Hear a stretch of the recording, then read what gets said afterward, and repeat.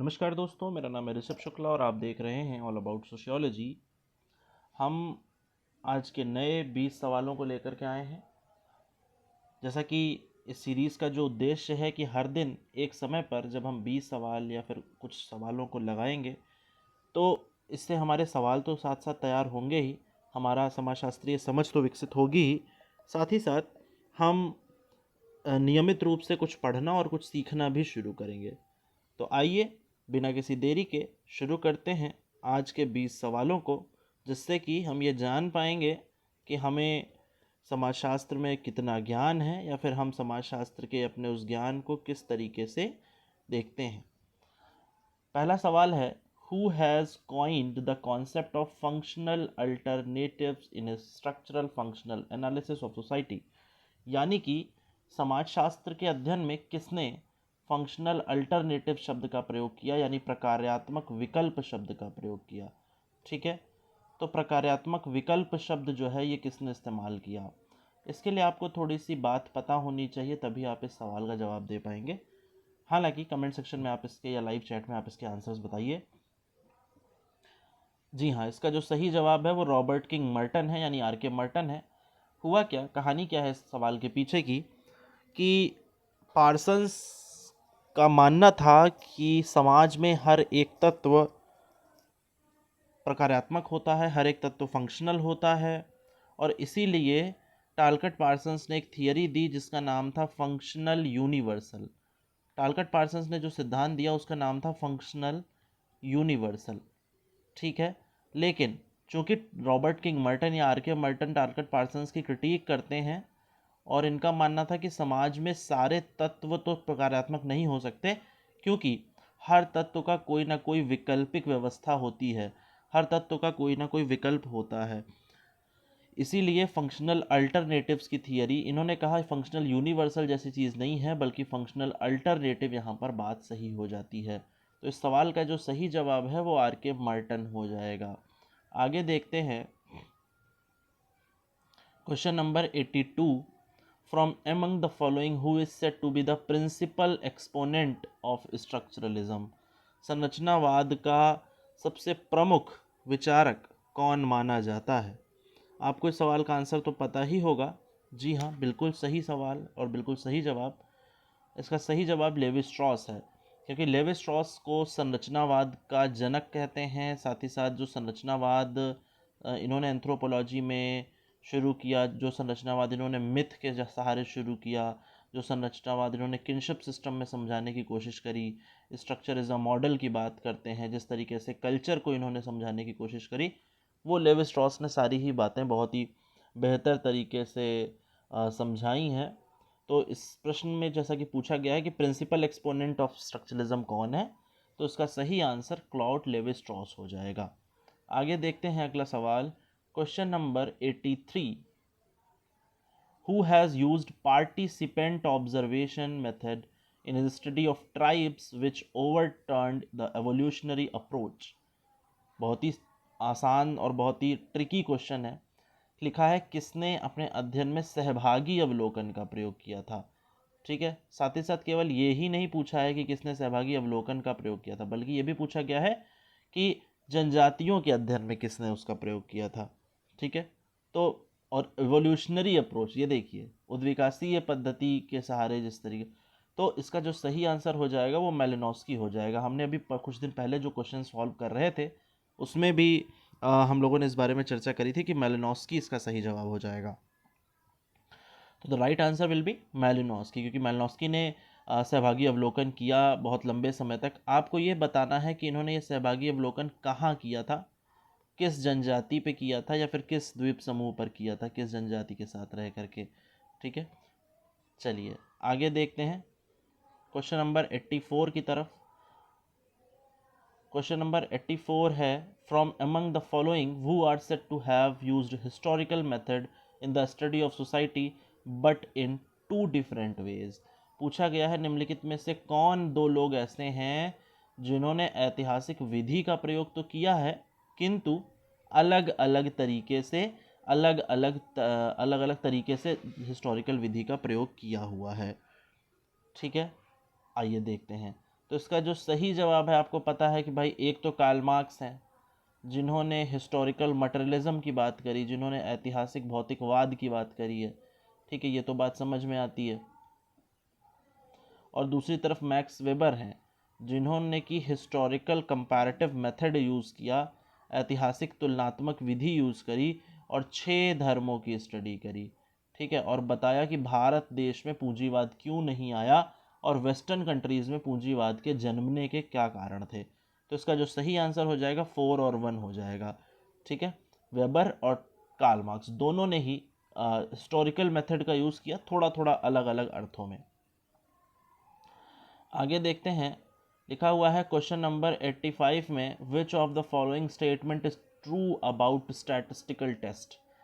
इसी के साथ मैं आपको और बता दूं, हमारे चैनल पर आप जाएंगे तो आपको एक सम इम्पॉर्टेंट टेस्ट इन सोशल रिसर्च करके एक वीडियो है, जिसमें कि कई सारे रिसर्चेस जो कई सारे टेस्ट होते हैं, टी टेस्ट हो, काई स्क्वायर टेस्ट हो, है ना, और इस तरीके के जितने एफ टेस्ट हो, जो टेस्ट हैं वो टेस्ट अगर आप पढ़ना चाहते हैं वो आप वहाँ पर जा कर के उसे पढ़ सकते हैं। पूछा गया है कि T test is applicable to only qualitative variables. पूछा गया कौन सा कथन सही है, यानी 3 गलत है, कोई एक ही सही होगा, आप ये मान करके चलिए। तो ऐसा तो नहीं है कि टी टेस्ट केवल क्वालिटेटिव पे लगता है, तो ये स्टेटमेंट तो गलत हो गया। टी टेस्ट को क्वालिटेटिव और क्वांटिटेटिव दोनों पे लगा सकते हैं। T test is applicable to both qualitative and quantitative ना। Chi square test is applicable only to quantitative variables, नहीं। Chi square test is applicable to both qualitative and quantitative variables. ये बात सही है कि क्वेश्चन नंबर 85 में, अब आप सोच रहे होंगे कि ये बी वाला क्यों सही नहीं है, यहाँ पर लिखा हुआ है ओनली क्वालिटेटिव और यहाँ पे है क्वालिटेटिव एंड क्वांटिटेटिव, तो क्यों नहीं सही है? क्योंकि टी टेस्ट के साथ ऐसे क्वालिटेटिव और क्वांटिटेटिव की बाध्यता नहीं है। इसीलिए मैंने वीडियो की इस प्रश्न की शुरुआत में आपसे कहा, अगर आप टी टेस्ट पर डिटेल में पढ़ना चाहते हैं तो आप उस लेक्चर में जा करके देख सकते हैं कि टी टेस्ट क्या करता क्या है एक्चुअली। तो टी टेस्ट के लिए क्वालिटेटिव या क्वांटिटेटिव की बाध्यता नहीं है, जबकि काई स्क्वायर टेस्ट जो है वो क्वालिटेटिव और क्वांटिटेटिव दोनों पर ही लागू होता है, दोनों पर ही एक समान तौर पर उसे इस्तेमाल किया जाता है, जिसे हम काई स्क्वायर टेस्ट कहते हैं। ठीक है, आगे देखते हैं question number 86। If data has been presented in form an open ended table. Open ended क्या होता है भाई? ये तो हो गया हमारा क्लोज्ड एंडेड, शुरुआत यहाँ पे है, बंद यहाँ पर है। ओपन एंडेड का मतलब होता है ये ऊपर से भी नीचे से भी आने जाने का रास्ता है। If data has been presented in form an open ended table when which of the following statistical measure can be calculated. अगर ओपन एंडेड है, मुक्त तरीके की टेबल है, तो उसमें कैसा वो लगा सकते हैं? तो जाहिर सी बात है, मीन तो ओपन एंडेड में मीन कैसे निकालोगे भाई? माध्य कैसे निकालेंगे? माध्य निकालने के लिए तो हमें क्लोज्ड एंडेड टेबल चाहिए होती है। साथ ही साथ इसके लिए भी मैं आपको बता दूं, स्टैटिस्टिक्स की एक वीडियो बहुत ही प्रोमिनेंट प्रोफेसर हैं, प्रोफेसर AK शर्मा सर, उनकी एक वीडियो चैनल पर पड़ी हुई है स्टैटिक्स से रिलेटेड, आप उसको देख करके भी लाभ ले सकते हैं, उससे भी देख सकते हैं। AK शर्मा सर की वो वीडियो है स्टैटिस्टिक्स के बारे में, जिसमें कि आपको बेसिक स्टैटिक्स पूरा क्लियर हो जाएगा। तो मीन तो नहीं निकाल सकते, तो मतलब ये वाला तो गलत हो जाता है। ठीक है, बोथ मीडियन एंड मोड, हाँ मीडियन निकाल सकते हैं, मध्यिका और बहुलक निकाल सकते हैं, कौन बार बार आया। मोड एंड मीन, मीन तो इसमें भी आ रहा है और मीन इसमें भी आ रहा है, मतलब मीन नहीं निकाल सकते, आप ये समझ लीजिए। ठीक है, तो ये भी गलत है और ये भी गलत है, तो इसका जो सही जवाब हो जाएगा वो मीडियन एंड मोड हो जाएगा। मध्यिका और बहुलक निकाल सकते हैं। ठीक है, मीडियन निकाल सकते हैं और फिर बहुलक निकाल सकते हैं। आगे देखते हैं, क्वेश्चन नंबर 87 लिखा हुआ है, who was the first president of Indian science Congress association. भारतीय समाजशास्त्रीय कांग्रेस एसोसिएशन का सबसे पहला अध्यक्ष कौन था? इसका जो सही जवाब है आशुतोष मुखर्जी है। ठीक है, जैसे कि आजकल आप देखते हो ना, और जो कॉन्फ्रेंस होती हैं, ऑल इंडिया सोशोलॉजिकल कॉन्फ्रेंसेस, या फिर सोशोलॉजिकल जो कमिटी है इंडिया की, इंडियन ISS जिसको बोलते हैं ना, इंडियन सोशोलॉजिकल सोसाइटी, तो ये इसी तरीके की इंडियन साइंस कांग्रेस एसोसिएशन है, और पूछा गया उसके प्रेसिडेंट कौन है। ठीक है, तो उसका सही आंसर आशुतोष मुखर्जी है। आगे देखते हैं question number 88। It is legitimate power attached to the occupation of a particular social role within an organization। यानी कि ये कोई एक ऐसी सत्ता है, और खासकर कैसी सत्ता, लेजिटिमेट शक्ति यानी वैध सत्ता या वैध शक्ति। वैध शक्ति जो है, जो मिली हुई है, अटैच टू द ऑक्यूपेशन, जो कि किसी व्यवसाय के साथ जुड़ी हुई है, of a particular social role, जो कि किसी भूमिका से जुड़ा है, विद इन एन ऑर्गेनाइजेशन, किसी संगठन में। किसी संगठन में किसी भूमिका, किसी पर्टिकुलर सोशल रोल से जुड़ी हुई वैध शक्ति क्या कहलाती है, पूछा गया है इस सवाल में। तो जाहिर सी बात है, आपको अथॉरिटी दूर से ही दिख रहा होगा। अथॉरिटी होता क्या है? शक्ति के वैध स्वरूप को सत्ता कहते हैं। आपने कई बार ये डेफिनेशन पढ़ी होगी, ठीक है। The legitimate form of power called authority. तो ये बात आप याद रखिएगा, शक्ति के वैध स्वरूप को हमेशा याद रखिएगा, शक्ति के वैध स्वरूप को हम सत्ता कहते हैं। सत्ता और कुछ नहीं, जब कोई पावर लेजिटिमेट हो जाती है तो उसी को अथॉरिटी कह दिया जाता है, सत्ता कह दिया जाता है, ठीक है। आगे देखते हैं क्वेश्चन नंबर 89।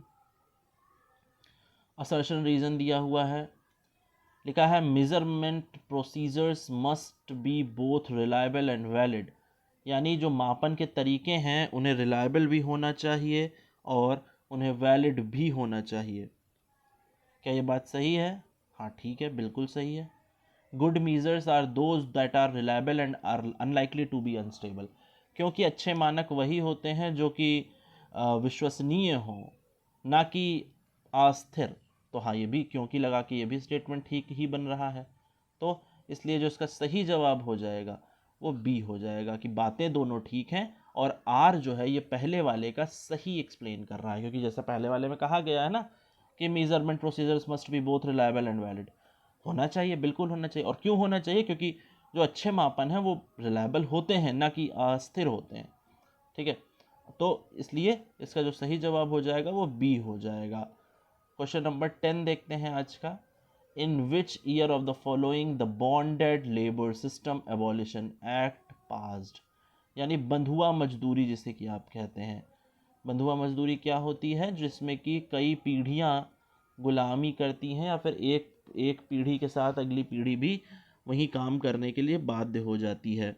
तो इसका जो सही जवाब हो जाएगा, आप कमेंट सेक्शन में बताइए।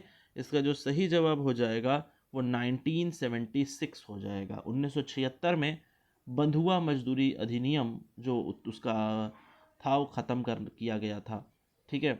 अच्छा, इसी के साथ साथ मैं आपको यहाँ पर एक टिप दे देता हूँ। और कुछ इम्पॉर्टेंट अधिनियम जैसे कि हिंदू मैरिज एक्ट है ना, जैसे कि स्पेशल मैरिज एक्ट, जैसे कि ये बॉन्डेड लेबर वाला एक्ट दिया हुआ है ना।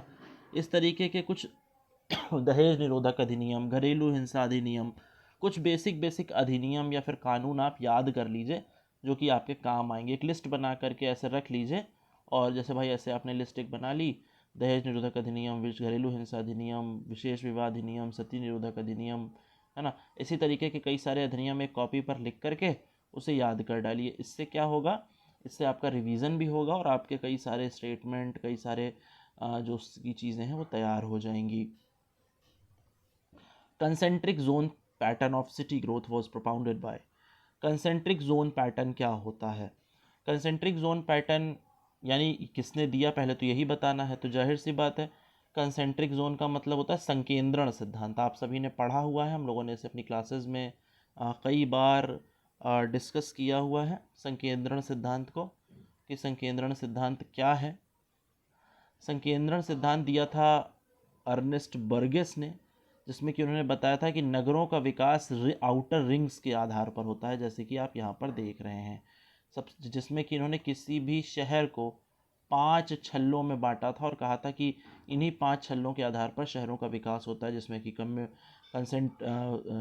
जो है कई तरह के जोन बताए थे, है ना। Business, central business district, outer zone और मिडिल क्लास, हाई क्लास, है ना। इस तरीके के कंज्यूमर्स क्लास, इस तरीके के 5 इन्होंने बांटे थे और कहा था नगरों का विकास जो है अंदर से बाहर की तरफ होता है, यानी नगर जो है बाहर की तरफ फैलते हैं। तो इसलिए इसका सही आंसर अर्नेस्ट बर्गेस हो जाएगा। अगला क्वेश्चन देखते हैं, question number 92। which among the following factors do influence the social organization of the village। यानी गांव की जो सामाजिक संरचना है उसको कौन कौन से घटक प्रभावित करते हैं, उस संगठन को कौन कौन से जो चीज़ें हैं वो प्रभावित करती हैं, ये पूछा गया है यहाँ पर। ठीक है, आइए देखते हैं। क्या जाति व्यवस्था गांव में, हाँ बिल्कुल भाई, जाति व्यवस्था तो शहरों में भी पाई जाती है लेकिन गांव में तो और ज़्यादा पाई जाती है। इट्स क्लोजनेस टू टाउन्स, कस्बों में पाई जाती है, हाँ बिल्कुल पाई जाती है, कस्बों में भी पाई जाती है। The existence of good means of communication of transport, ये बात उतनी सही नहीं मालूम दे रही है ना, कि लिखा है to influence the social organisation of the village ना, which among the following factors do influence the social organisation of the village. सामाजिक, गांव का सामाजिक संगठन है उसको कौन सी चीज़ें प्रभावित करती हैं। ठीक है, तो कौन सी चीज़ें प्रभावित करेंगी भाई? सबसे पहली बात तो कास्ट सिस्टम करेगी, है ना, कास्ट सिस्टम तो बिल्कुल करेगी। इट्स क्लोजनेस टू टाउन, जो गांव होंगे वो कस्बों से जुड़े हुए होंगे, ये तो निश्चित बात है। ठीक है, और लिखा हुआ है the existence of good means and communication and transport, लेकिन ये बात गांव के संदर्भ में सही नहीं है। गांव में बहुत अच्छा साधन जो है नहीं होता है, गांव में बहुत अच्छा जो है ये नहीं होता है ना, कि जो है वहाँ पर बहुत अच्छा साधन हो जाएगा, बहुत अच्छा सब कुछ वहाँ पे हो जाएगा। तो इसीलिए जो इस सवाल का सही जवाब हो जाएगा वो हमारा हो जाएगा 1 और 2 ओनली। ठीक है, गांव जो है वो कस्बों से जुड़े होते हैं और साथ ही साथ वहाँ जाति व्यवस्था पाई जाती है। ठीक है, अगले क्वेश्चन की तरफ बढ़ते हैं। Question number 93, Who among the following scholars has critically examined the issue of capitalist development in agriculture? निम्नलिखित में से किसने भारतीय कृषि में, यानी जो भारत की कृषि व्यवस्था है उसमें उन्होंने ऐसा बताया कि यहाँ पर भी पूंजीवादी व्यवस्था जो है अपने पैर फैला रही है, पूंजीवादी व्यवस्था का या पूंजीवादी विकास का उस कृषि पर क्या प्रभाव पड़ रहा है, ये पूछा गया है। बहुत ही फेमस नाम है, आप जानते भी होंगे, आपने पढ़ा होगा, PYQ भी है। जी हाँ, इसका सही जवाब उत्सा पटनायक है। उत्सा पटनायक का मानना है कि जो भारतीय कृषि व्यवस्था है वो भारतीय कृषि व्यवस्था पूरी तरीके से पूंजीवादी व्यवस्था की गिरफ्त में आ चुकी है और वो पूंजीवादी समाज के तौर पर बनती जा रही है और वो व्यवस्था पूरी तरीके से पूंजीवाद की तरफ बढ़ती हुई जा रही है। ठीक है, अगले प्रश्न की तरफ बढ़ते हैं। क्वेश्चन नंबर 94, एक तरफ तो कुछ डेफिनेशंस लिखी हुई हैं और एक तरफ उनके टर्म्स, टर्मिनोलॉजीज या फिर उनके कुछ टर्म्स लिखे हुए हैं। ठीक है, क्या है आइए देखते हैं, एक एक करके कुछ इन चीज़ों को समझने की कोशिश करते हैं। पहला है urban movement, gated community, ethnic enclave और मिडिल क्लास। ठीक है, अब आइए देखते हैं। लिखा हुआ है it is an area with high concentration cultural identity and economic activity. तो इस तरीके का जो ये जो चीज़ें, ये इस तरीके की जो चीज़ें होंगी वो कहाँ पर पाई जाएंगी, ये पूछा गया है। ठीक है, तो इस तरीके की जो चीज़ें हैं वो कहाँ पाई जाएंगी, यानी क्या जहाँ पर लोग ज़्यादा आते जाते हों, जहाँ पर जो है ना, तो पहला है अर्बन मूवमेंट। अर्बन मूवमेंट यानी नगरीय जो मूवमेंट होगा वो कैसे होगा। लिखा हुआ है citizen attempts to achieve some control over their social fabric और city and the local political process. यानी जो नगर के लोग हैं वो शहर की तरफ आएंगे और क्या चाहेंगे कि हम कुछ कंट्रोल पा जाएं, हमें कुछ थोड़ा सा हमें हमें चीज़ें मतलब पता चल जाए, है ना। तो ए को 2 से मिलाया गया है, ए को 2 से केवल एक ही ऑप्शन में मिलाया गया है, बी वाले में। ठीक है, ये देखिए 4, 1 और 3, है ना। तो इसी के साथ जो गेटेड कम्युनिटी है ये क्या हो जाएगी, गेटेड कम्युनिटी का मतलब ऐसा हो जाएगा where safety and security are the main concern to the people. तो ये इस तरीके की कम्युनिटी को हम क्या कह देते हैं, गेटेड कम्युनिटी कह देते हैं, जहाँ पर सेफ्टी ज़्यादा हो। गेटेड कम्युनिटी आपके अर्बन के सिलेबस में भी है, क्या होती है, एक ऐसी मान लो कोई कॉलोनी है जिसका नाम है वे 2 कॉलोनी, है ना, वे 1 कॉलोनी मान लेते हैं, ऐसे कोई है नहीं, है ना, वे 2 कॉलोनी है मान लो कोई, और उस कॉलोनी में गेट लगा हुआ है बाकायदा, यहाँ पे गार्ड बैठता है, रजिस्टर रखा हुआ है और बिना एंट्री के अंदर नहीं जाने देता, तो इसको हम गेटेड कम्युनिटी कहते हैं। ठीक है। अच्छा, अगला क्या है, लिखा है it is a marginalised group of people in India and others, तो इसको हम एथनिक एनक्लेव में रखते हैं। ठीक है, एक सेकेंड, हाँ सॉरी, इसको हम कहेंगे कि जिसमें कल्चरल आइडेंटिटी हो। हाँ, एथनिक तो अगर एथनिक है तो वहाँ पर कल्चरल आइडेंटिटी होना ज़रूरी है, तो ये इसके साथ हो जाएगा। और बाकी जो हमारा मिडिल क्लास बचेगा, मिडिल क्लास एक तरीके का मार्जिनलाइज्ड ग्रुप ऑफ पीपल है इंडिया में। ये एक प्रश्न थोड़ा सा बड़ा है, इस वजह से आपको ये दिखने में उतने साफ तरीके से ये दिख नहीं पा रहा है, वरना ये बहुत अच्छा सवाल है। ठीक है, अगर आप इसे एक साथ देखेंगे, वो हम टेलीग्राम चैनल पर शेयर कर देंगे ये, तो आप देख पाएंगे। अब ये प्रश्न देखिए एक बार फिर से, तो आपको देखने में आसान लगेगा। गेटेड कम्युनिटी क्या है, एथनिक एनक्लेव क्या है और किस तरीके से, है ना। आगे देखते हैं, चलिए। फिलहाल मेरा उद्देश्य ये है कि आप इन शब्दों को जान जाएं कि मिडिल क्लास क्या है, मध्य वर्ग क्या है और कैसे क्या है ना। कुछ फिर देखिए मिलाने वाली चीज़ें दे दी गई हैं, आइए देखते हैं। ठीक है,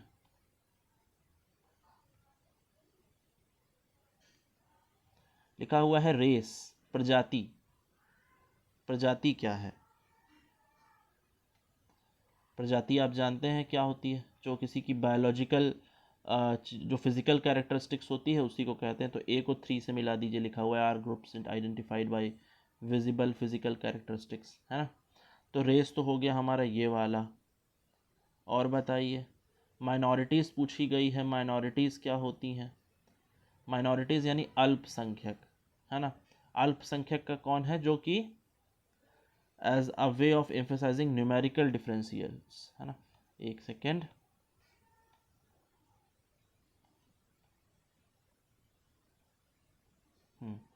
ठीक है। तो ये वाला जो हो जाएगा ये न्यूमेरिकल डिफरेंशियल्स हो जाएगा। सर्विस वर्कर्स कौन से हो जाएंगे? सर्विस सर्विस वर्कर्स हो जाएंगे आपके जो लोग ऑर्गेनाइज्ड सेक्टर में काम करते हैं। और सोशल क्लास क्या हो जाएगा? जो कि पूरी तरीके से इकोनॉमिक एक्टिविटी पर बेस्ड है। ये कुछ इस तरीके से हम इसको देखेंगे। यानी प्रजाति वो है जो फिजिकल है, माइनॉरिटीज़ माने जो नंबर्स में कम हैं, सर्विस वर्कर्स जो कि किसी तरीके का काम करते हैं, इंस्टीट्यूशनल टास्क करते हैं, और सोशल क्लास का मतलब है कि जो एक तरीके की आर्थिक स्थिति को साझा करते हैं। अगले प्रश्न की तरफ बढ़ते हैं। तो इस हिसाब से अगर देखा जाए तो इसका जो सही जवाब हो जाएगा वो क्या हो जाएगा? सी हो जाएगा। ठीक है, चलिए अगले प्रश्न की तरफ बढ़ते हैं। क्वेश्चन नंबर 96, बड़ा ही शानदार क्वेश्चन है। The product of great individuals who are able to produce work that appeals to a minority who can appreciate work of this caliber, उसे क्या कहते हैं? यानी बहुत बड़े लोगों का जो जो चीज़ें हैं वो आ, आ, जो कि अपने लिए काम कराते हैं और जो कि काम को पैदा करते हैं, माने काम देते हैं लोगों को करने के लिए, है ना। जो कि भाई जब बड़े, तो इस उस कल्चर को क्या कहते हैं, उस संस्कृति को क्या कहते हैं? बड़ा ही इंपॉर्टेंट क्वेश्चन है, आप इसे पढ़ेंगे तो इसे समझ में आएगा। The product of great individuals who are able to produce work, आप समझ पा रहे हैं? यानी वो कह रहे हैं वो लोग काम को प्रोड्यूस कर रहे हैं। That appeals to a minority who can appreciate work of this calibre, तो इसे क्या कहते हैं? इसे हम हाई कल्चर कहते हैं। ठीक है, हाई कल्चर क्या होता है? हाई कल्चर माने जो बड़ा कल्चर है या फिर बड़े लोगों का कल्चर है। ठीक है, तो हाई कल्चर क्या है? जो कि great individual, the product of great individuals. ठीक है, आगे देखते हैं। Question number 17, which of the following is not associated with measurement of poverty in India, यानी गरीबी के लिए जो कमेटीज़ बनी हैं उनमें से कौन सी कमेटी नहीं है इसमें? अच्छा सवाल है, इंपॉर्टेंट क्वेश्चन है आपके नेट के लिए, है ना। गरीबी के लिए, बीपीएससी वगैरह के लिए भी इम्पोर्टेंट है, पीजीटी के लिए भी काफ़ी अच्छा क्वेश्चन है। इस तरीके के सवाल आने लगे हैं। कौन सी कमेटी गरीबी उन्मूलन के लिए या फिर गरीबी के मापन के लिए नहीं काम की थी? तो ठीक है, नरसिम्हा कमेटी जो थी वो गरीबी के लिए नहीं बनाई गई थी। ठीक है, बाकी तेंदुलकर कमेटी, लकड़ावाला कमेटी और रंगराजन कमेटी, तीनों ही कमेटी गरीबी के मापन के लिए बनाई गई थी। क्वेश्चन नंबर 98 देखते हैं, लिखा है which of the following are the salient features of Gandhian model of development. ये तो काफ़ी लेंदी और काफ़ी बड़ा क्वेश्चन आ गया है, आप इसे डिटेल में पढ़िए, पहले वीडियो को पॉज कर दीजिए और फिर से पढ़िए। Emphasis on cottage industries, handicrafts and agriculture, यानी क्या इसमें हम सूती वस्त्र उद्योग को, हाथ से बनी हुई चीज़ों को और कृषि को प्रधानता देते हैं? क्या गांधीयन मॉडल ये कहता है? देखते हैं। Socialisation of means of production for rapid socio economic development, उत्पादन के साधनों को पर बल देता है जिससे कि ज़्यादा उत्पादन हो सके या ज़्यादा विकास हो सके। Rapid industrialisation, technical advancement, free market economy, तकनीकी तेज़ी से औद्योगिकरण, प्रतिस्पर्धा, क्या इसकी बात करता है? और चौथा ऑप्शन है decentralisation of functions and powers with each village acting as self-regulating and self-sufficient unit of development, यानी कि हर गांव जो है सही तरीके से काम करे, हर गांव सही तरीके से बेहतर काम करे, तो उसे क्या कहेंगे? तो ठीक है भाई, हम जानते हैं गांधी जी का ज़्यादातर जो ध्यान था वो पहला ध्यान तो इस बात पे था कि कैसे हम वस्त्र उद्योग और कैसे हथकरघा उद्योग, कैसे हम सूती इन वस्त्र के सूती मिल लगाएं, और साथ ही साथ वो गाँव की तरफ ज़्यादा आकर्षित थे, गाँव की तरफ लोगों को ले जाना चाहते थे, गाँव की तरफ लौटो का नारा देते थे। ठीक है, और चाहते थे कि ये जो लोकतांत्रिक विकेंद्रीकरण है ये हो जाए, हर गांव अपने आप में संबल बने। तो इसका जो सही जवाब हो जाएगा वो ए और डी हो जाएगा। ये देखते हैं। ठीक है, ऑप्शन बी में देखिए ए और डी लिखा हुआ है, तो ए और डी जो है इसका राइट आंसर हो जाएगा।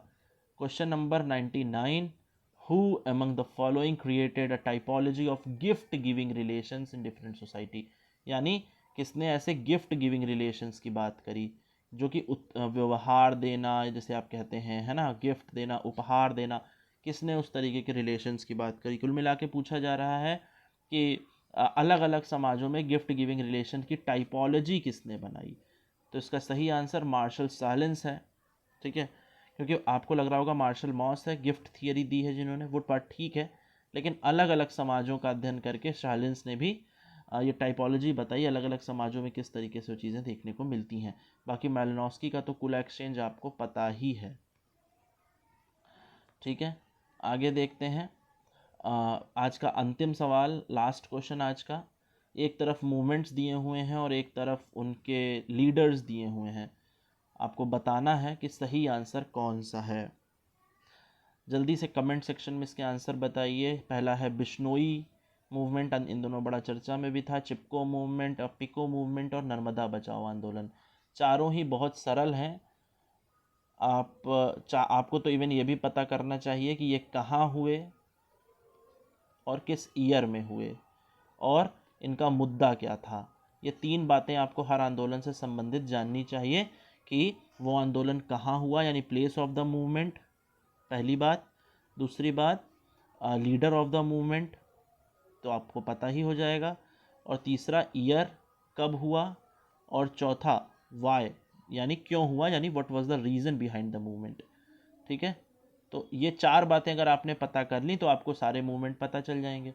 आइए देखते हैं नर्मदा बचाओ आंदोलन। जैसा कि आप सब बहुत अच्छे से जानते हैं, it is totally based upon displacement peoples which is led by the Medha Patekar. तो मेधा पाटेकर इसका सही जवाब हो जाएगा। तो डी को आपने 3 से मिला दिया, 2 में मिला हुआ है। आइए और देखते हैं। चिपको मूवमेंट, आप जानते हैं सुंदरलाल बहुगुणा एक नाम आता है जिसमें कि ये बताया गया है ना। तो चिपको मूवमेंट सुंदरलाल बहुगुणा से आप जोड़ दीजिए। बिश्नोई मूवमेंट अमृता देवी। ठीक है, बिश्नोई मूवमेंट हो जाएगा अमृता देवी से, और अपिको मूवमेंट हो जाएगा पांडुरंग हेगड़े से। ठीक है, ये कुछ इस तरीके से आप इसे याद करेंगे। Bishnoi movement by Amrita Devi, Chipko movement Sunderlal Bahuguna, और अपिको मूवमेंट पांडुरंग हेगड़े, और नर्मदा बचाओ आंदोलन बाय मेधा पाटेकर। तो ये हमारे 20 सवाल थे। आपको सेशन कैसा लगा ज़रूर बताइएगा। हम लोग हर दिन कुछ नए सवाल लेकर के आते हैं, हर दिन हम लोग कुछ नए सवालों की प्रैक्टिस करते हैं। साथ ही साथ चैनल पर टर्म ऑफ द डे जो है बहुत सारे पड़े हुए हैं, जो कि शॉर्ट्स के तरीके से हैं। जैसे कि आप रील्स देखते हैं, उसमें 59-60 सेकेंड की वो उस वीडियो में हम आपको कोशिश करते हैं कॉन्सेप्ट को क्लियर करने की। तो वो टर्म ऑफ द डे आप ज़रूर देखिए, छोटी छोटी वीडियोज़ हैं, बहुत सारे टर्म्स आपको सीखने को मिलेंगे। चैनल पर ऑलरेडी हमने बहुत सारे क्वेश्चन पेपर हम लोगों ने सॉल्व कराए हुए हैं, जिसमें कि गेट का क्वेश्चन पेपर है, आप उसे देख सकते हैं। बहुत सारे प्रोफेसरशिप के एग्ज़ाम्स जो होते हैं उनके पेपर्स हैं, आप उन्हें देख सकते हैं। और भी ऐसी तमाम सारी चीज़ें हैं जो कि आप वहाँ पर देख सकते हैं। चैनल पर बहुत सारा कंटेंट है और उस कंटेंट को आप देखिए और अपनी तैयारी को बूस्ट करिए, स्पीड अप करिए। तो आज के लिए इतना ही, हम लोग कल मिलेंगे नेक्स्ट वीडियो में नए क्वेश्चंस के साथ। तब तक के लिए ध्यान रखिए। Thank you so much.